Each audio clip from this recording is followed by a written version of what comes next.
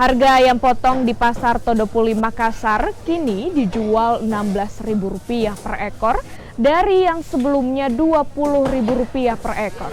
Menurut pedagang, turunnya harga ayam lantaran banyaknya stok ayam yang masuk ke pasar.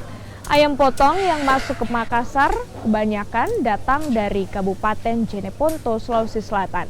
Namun ayam potong yang masuk di pasaran bukan ayam potong jenis jumbo.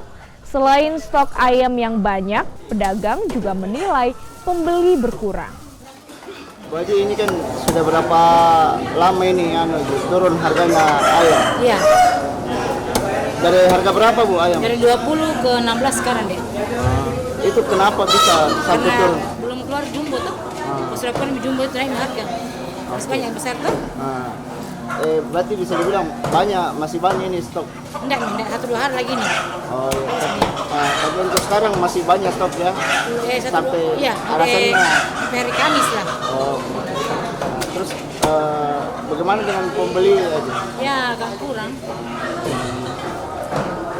Jadi berarti sejak kapan dia turun ini harganya? Seminggu nih.